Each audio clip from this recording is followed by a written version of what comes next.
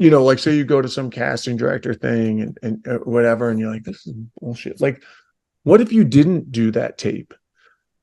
Don't do it. See what would happen. Don't do the casting director thing and see, how do you feel? If you got something, let it rip. I'm never going to do this again. Everybody grapples with this idea that you're really a fraud. Like, I'm alive. And that's when it clicked with me. And I thought, these are not superheroes. These are just men that can do super things. This is Matt Del Negro, and you are listening to the new stripped down 10,000 No's. Today's episode was ripped directly from one of my Insiders Acting Community Zooms, where I've been mentoring actors since 2021. What we do here is go back. When you're pissed or you're like just not joyous, you're not enjoying it at all, maybe give into that side. Or ask yourself, like, when these things come out, but like, like say you go to some casting director thing and whatever, and you're like, this is bullshit. Like, what if you didn't do that tape? Don't do it. See what would happen. Don't do the casting director thing and see, how do you feel? And when you do that, you exercise that right. When you do say yes to an audition, you actually are better. Because think about the Leroy audition. Leroy is the one that I'm going to Vienna for. That was an audition that I was doing another audition for a big movie. That movie, whatever you guys, someone said it, El Torino or something, Torino Way, or what? It's like based on a race car game. I don't know. It's out right now with David Arbor. Anyway, I had a huge audition for that. And at the end of it, I was working with my friend Blake, and I was like, I have this other thing. I haven't even really looked at it, but it's really funny, and I think I could kill it. I don't even know. I don't even know it. I barely looked at it. I'm like, do you want to do it? I was tired, and we just did it. I had so much fun. Didn't get it. Wrote a letter to the director. Ended up getting it. Did it. Movie ended up doing well. It got bought, and now it's, I'm going to Vienna with all this stuff. Like, just because you don't like auditioning, and it doesn't mean you don't like auditioning. You don't like auditioning for shitty stuff. Doesn't mean you don't like acting. And just because you're shitty with shitty auditions doesn't mean you're a shitty actor. So you have to just discern between the two. So I think you almost have to get quiet with yourself and really ask yourself, and this is what we all have to do. Really ask yourself, what do you want to do? And it's fun. I mean, that's kind of what I did over this strike period. I didn't think I did these workshops, and I was like, oh, these are fun. Now there's part of them that's annoying because you got to go sell them, and you got to go, so everything's got an annoying side to it. Like, not everything is going to be fun all the time. There's like the actual weekend intensive. I would go do it for free because I love it.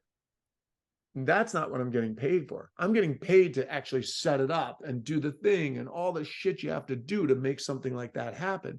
Just like being an actor, I would kind of just go act for free on a lot of the jobs I've done. But it's what I'm being paid for is all the shit I put up with to be in a position to do the audition, to do the thing, to get it. But I even think I need to rewire my brain. I'm trying to rewire my brain and go, why do I make it such a battle? Like, the things that I think are necessary, like doing all these auditions, are they? Or, as I've done more of in the recent years, like, do you say no to a lot of it? And you're like, no. Now you have a new challenge. Now the challenge is I have no activity. I have no fake busyness to distract me and make me think that I'm actually doing something. There's none. But that's sometimes what those auditions are. Even like the ones I'm getting that are like, they're decent. They're not like, you guys might go, oh, that's a good. And I'm like, yeah, but they're like a fake distraction. And you kind of step back from it and you go like, what am I doing? I'd rather, I mean,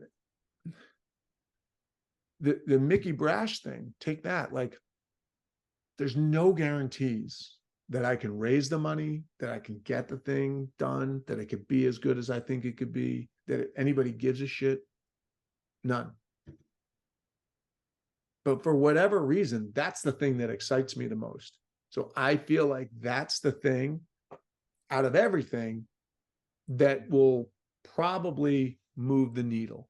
It'll probably also take me to the edge of death just before, but if I could get it done, it'll be the thing that you're like, holy shit, that guy pulled that off, and wow. And like, I don't know. And can I get lucky on something before that happens? Sure. I can go get a TV show. It's conceivable I can get a TV show really quickly or not. Unless it's a really great show and a really great role in a really great show with really great collaborators, no one's going to really give a shit about that either. It's just going to be another Band-Aid. I feel like I'm sounding bleak. I'm actually not. I'm saying like, I don't know. I'm just saying like what are, this is our life. This is it. So like, what are we spending our time doing? And you're not crazy to go like, I don't like, I'm the same way. An email comes up with an audition, and I swear to God, I wish I didn't feel this way. I'm embarrassed to say it in front of you guys, but that is my first, oh my God, fuck. And at least I've done what I've preached to you guys is I've removed resistance by having a studio with the light set up, so there's less logistics to worry about. That helps. But a lot of times I'm just like, because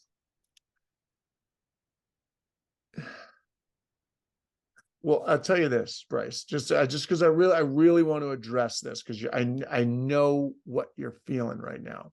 And I'm not, by the way, I'm not even saying like, no, you need to act, you're the greatest. I'm not even saying maybe there's something else that you'd feel better doing. I don't know. What I am saying is this: you're not crazy. When a while ago, Messina got offered to do this stretch on Damages. Awesome role. The first season he did with them, it was really cool. He got to really kind of, it was like a really like intense role. They didn't pay him much in the grand scheme of things, but at the time, it was like, for us at the time, it was better than top of show. And it was like, I don't know, 6 or 7 episodes. And he went to New York and he shot these and whatever. And I remember at the end of that, he came back, we're hanging out, and he's like, yeah, I just feel good. Or so, no, he came back and I was out of work, and I was like, oh my God, it sucks. I feel like kind of saying what you're saying. And he's like, this would kill most people, this business. Like, he's like, it's not right. He's like, I feel so much better just because I went to New York for like 7 weeks and got paid to do something. I feel like an adult. I did my job and I got paid.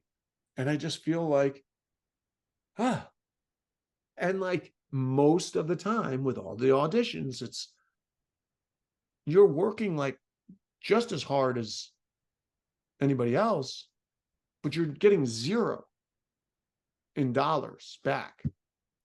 That's what I did this whole year. You saw, I could bring it up and share the screen and show you all the Vimeos. You made a lot of them with me. I thought those are pretty good tapes. Didn't even hear on most of them.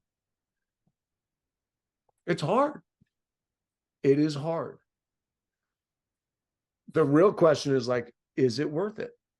And only all of us can ask that in the mirror to ourselves. All right, that is it. If you dug that clip enough that you want to become a part of this community, just go to 10,000nos.com to join. In the meantime, thanks for listening or watching. Either way, we're glad you're here. Remember, failure is just opportunity in disguise. You can flip the script and make your setbacks serve you. We'll see you next time.